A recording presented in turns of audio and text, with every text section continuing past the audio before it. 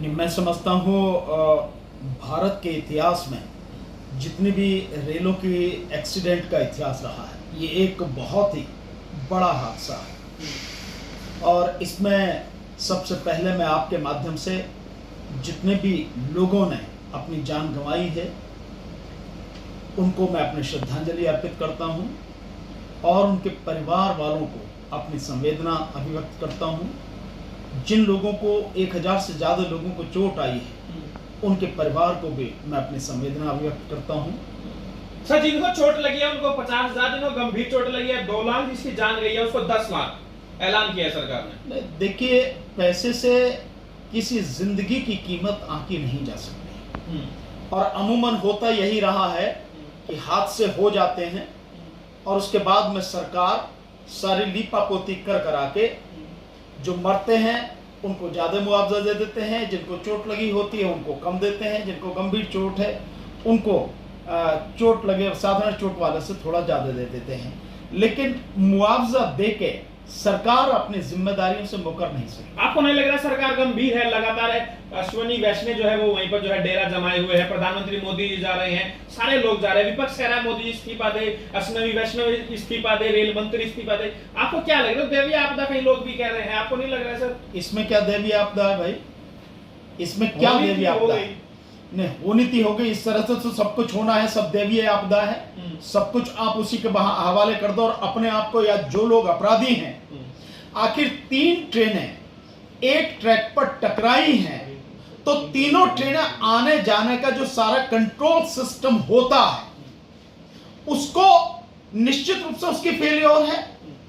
वो कौन कर रहा था, कौन कौन लोग इसमें इन्वॉल्व थे, जिन्हें यही पता नहीं लगी कि एक ही ट्रैक पर या एक जगह तीनों ट्रेन आके एक जगह टकराएंगी और उससे इतना बड़ा हादसा कोई किसी को पता नहीं था।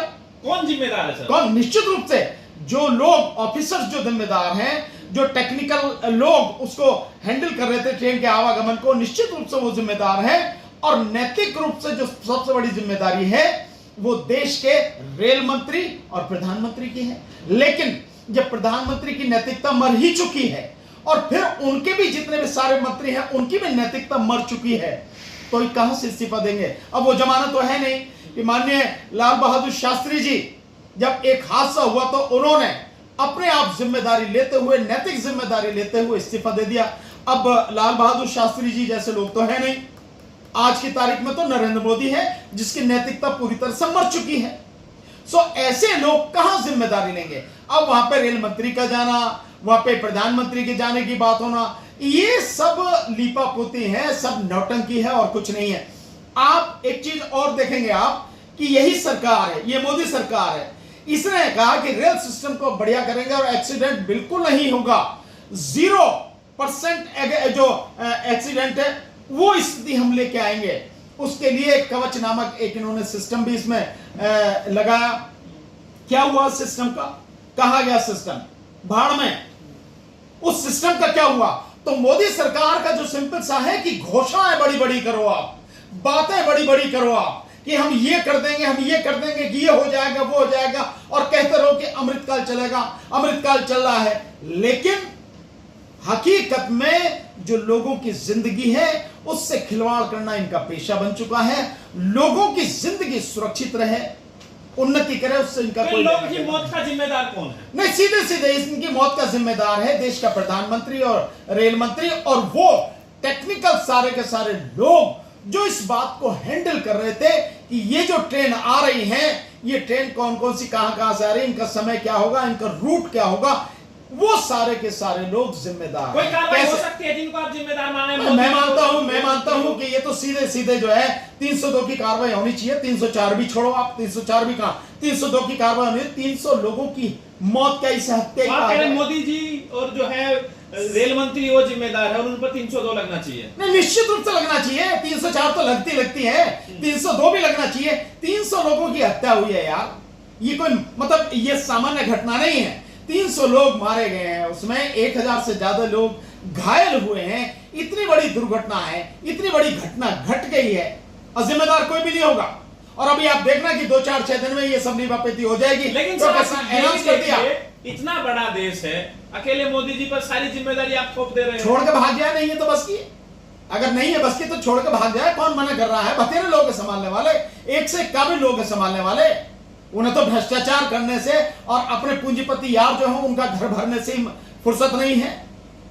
मतलब ऐसी स्थिति है जिस व्यक्ति को, जिसमें आप जिम्मेदारी की बात करो, मैं एक आपको बड़ी बात बता रहा हूं। आजकल जो चल रहा है, आप देखिए जो अभी एफआईआर निकल के आई है पहलवानों की, उस एफआईआर में जो विनेश फोगाट ने बात कही है, उससे आप समझ लीजिए कि देश का प्रधानमंत्री कितना बेखबर है। उसे कोई लेना देना नहीं है लोगों की इज्जत आबरू से, जिंदगी मौत से। और वो है क्या? 17 अगस्त 2021, डेट ध्यान रखना, अब से 21 महीने पहले 17 अगस्त 2021 को विनेश फोगाट ने महिला खिलाड़ियों के साथ होने वाले यौन शोषण, बदतमीजी, उन सब की जो शिकायत है देश के प्रधानमंत्री नरेंद्र मोदी से की थी। ये एफआईआर में लिखा है।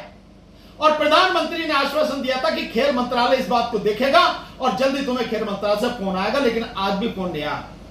तो जब देश के प्रधानमंत्री बहन बेटियों की इज्जत आबरू का जहां मामला है वही गंभीर नहीं है, तो जान तो भाई इज्जत के बाद ही आती है। तो इस तरह से इतने लोग जो मर गए हैं, इनकी जान की कहां कीमत है? 2500 लोगों को जो आदमी कत्ल करवा देता हो, उस आदमी के लिए 300 लोगों का मरना, और अब उसमें वहां जाके नौटंकी करना कि 10 लाख दे दो, कि 2 लाख दे दो, कि 50,000 दे दो। तो मोदी संवेदनशील नहीं है? है ही नहीं, बिल्कुल भी नहीं।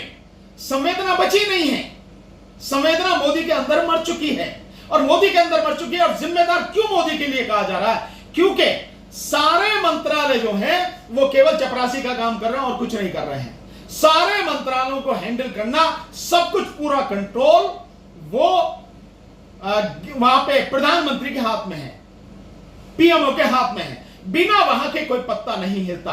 और अब आप देख रहे हैं, इसलिए भी लानी चाहिए। आप देख रहे होंगे कि अभी तक वंदे भारत रेल जो है उसमें 17 रेल जो है अभी तक चलनी शुरू हुई है।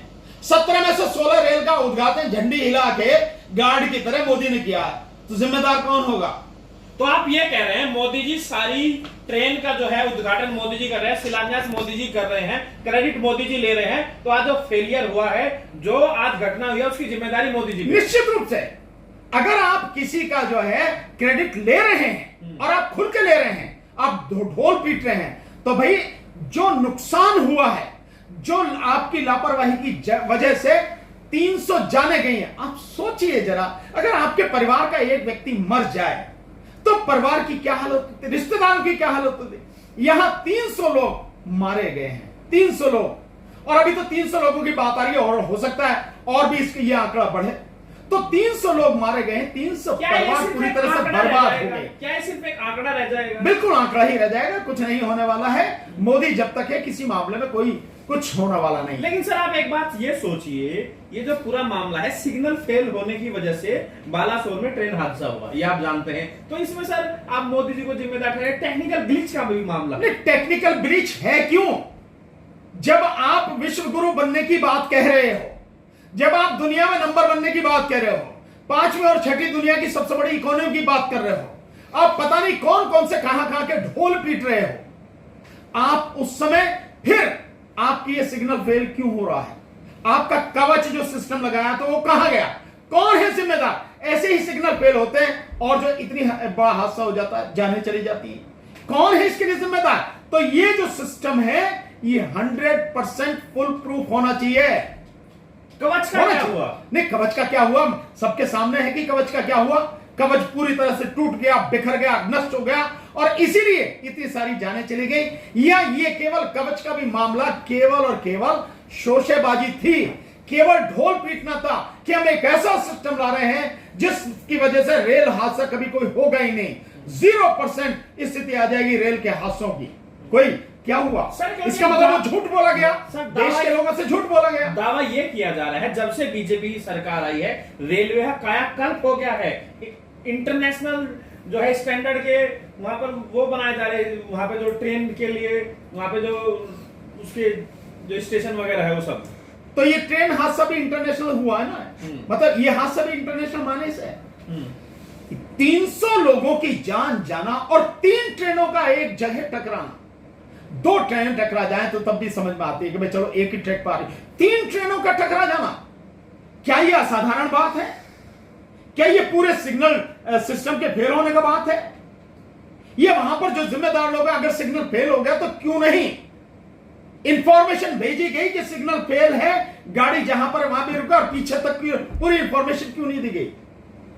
तो वो सारे के सारे लोग जो इसको हैंडल करने के लिए जिम्मेदार थे, सारे के सारे जो है उनके खिलाफ कार्रवाई होनी चाहिए। उन्हें भी तो पता लगना चाहिए कि तुम्हारी लापरवाही की वजह से कितना बड़ा हादसा हो गया, कितने लोगों की जिंदगी तबाह हो गई।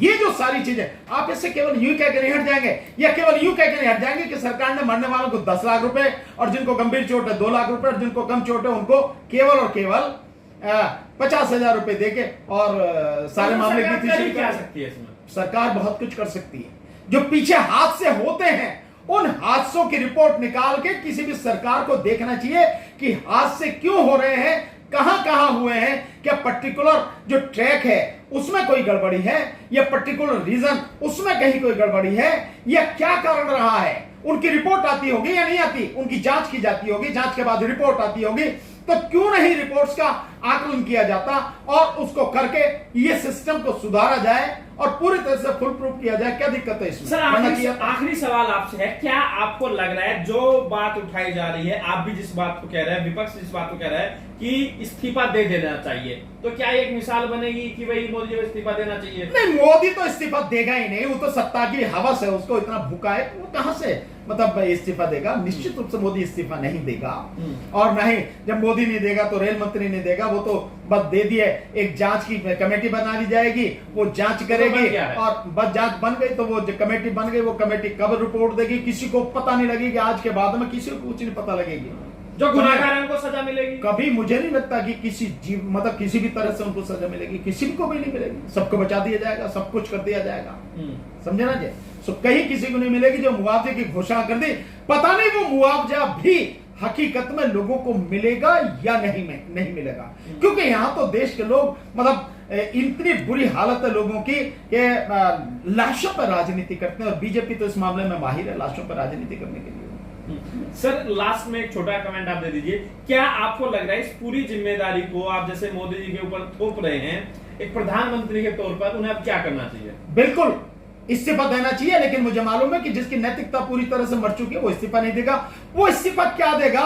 जो 21 महीने पहले बहन बेटियों ने ये बता दिया था कि हमारे साथ में क्या बदतमीजी हो रही है, कौन कौन बदतमीजी कर रहा है, 21 महीने से चुप बैठा रहा, जिसे बहन बेटियों की इज्जत आबरू की परवाह नहीं है, उनसे खिलवाड़ होते हुए जो देखता रहा, उस आदमी से क्या उम्मीद करोगे आप? कोई उम्मीद नहीं है, कुछ नहीं होगा।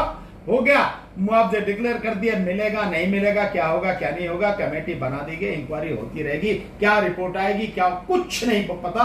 आज के बाद किसी को कुछ पता भी नहीं। सर लोगों पर जो दुख का पहाड़ टूटा है, आपको लग रहा है इस स्थिति में उन परिवारों पर क्या बीत रही हो? भाई मैं तो यही कह सकता हूं कि जिसके परिवार से कोई जाता है, मरता है, उसकी हालत उससे ही पूछो, और किसी और के साथ में ऐसा हुआ हो वो महसूस कर सकता है कि एक व्यक्ति अगर परिवार से चला जाए, और ऐसा व्यक्ति अगर हो जो परिवार की रीढ़ हो, जिसकी वजह से परिवार चलता हो, वो दुनिया से चला जाए और इतने भयानक हादसे में चला जाए, तो परिवार पूरी तरह से बिखर जाता है, टूट जाता है, संभल नहीं पाता, बच्चे एक तरह से अनाथ हो जाते हैं। तो बहुत बड़ा दुख, बहुत बुरी मतलब स्थिति होती है, बड़ा कष्ट होता है। मैं तो अपनी तरफ से अपनी संवेदना ही अभिव्यक्त कर सकता हूँ, मैं इससे ज्यादा और मैं कुछ कर नहीं सकता। मैं आपके दुख में आपके साथ हूं, बस।